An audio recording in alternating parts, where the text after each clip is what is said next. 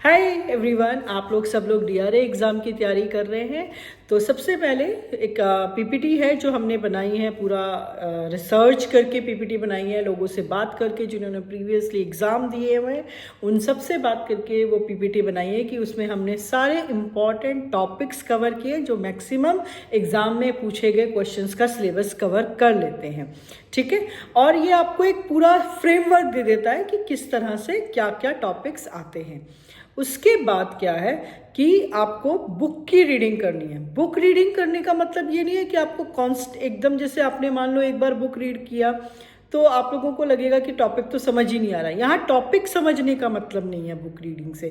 Book reading से मेरा मतलब है यहाँ पे कि आप लोग जो वर्ड्स हैं, जो टेक्निकल टर्म्स हैं, जो बेसिकली बैंकिंग में यूज़ होती है और जो रेगुलेटरी लैंग्वेज है वो आप लोगों को समझ में आ जाए, क्योंकि वही इंपॉर्टेंट है। क्योंकि जब उसी लैंग्वेज में आपसे क्वेश्चन पूछे जाएंगे तो फिर आपको क्वेश्चन भी आराम से समझ में आ जाएंगे।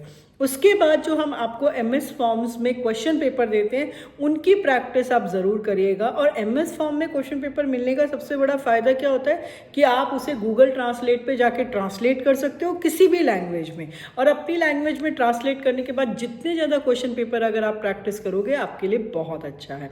एग्ज़ाम के दौरान सबसे इम्पॉर्टेंट जिसमें हम लोग दो चीज़ें हैं जो हम लोग मैंने देखा है कि जब भी हम कोई बच्चा या कोई भी इंसान जब पेपर देने जाता है तो इन दो चीज़ों का ध्यान अगर वो रख ले तो बहुत अच्छा परफॉर्म कर जाता है। वन इज़ टाइम मैनेजमेंट, दूसरा इज स्ट्रेस मैनेजमेंट।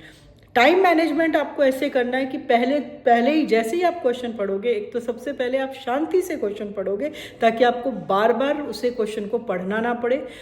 पूरा क्वेश्चन पढ़ोगे, आपको फिर भी एक बार में वो क्वेश्चन नहीं समझ में आए तो एक क्वेश्चन के ऊपर बहुत ज़्यादा टाइम वेस्ट नहीं करोगे और आप आगे बढ़ जाओगे और अगला क्वेश्चन करोगे।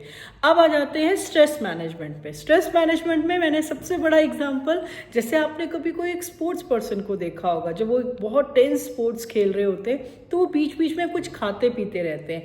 उसी चीज़ को आपको भी करना है। आपको अपने साथ एक पानी की बॉटल लेके जानी है और कुछ अगर आप टॉफ़ी या कोई भी फ्रूट अगर आप ले आ सकते हैं तो वो ज़रूर ले जाइए। अगर आपको लगता है कि आपको स्ट्रेस हो रहा है तो आप उसे ज़रूर, आप बीच में वो टॉफ़ी मुंह में डाल सकते हैं या आप पानी पी सकते हैं और एक लॉन्ग ब्रीथ ले करके अपने आप को रिलैक्स करिए और फिर एग्ज़ाम को अच्छे से अटेम्प्ट करिए। All the best for your DRA exam. Thank you, bye.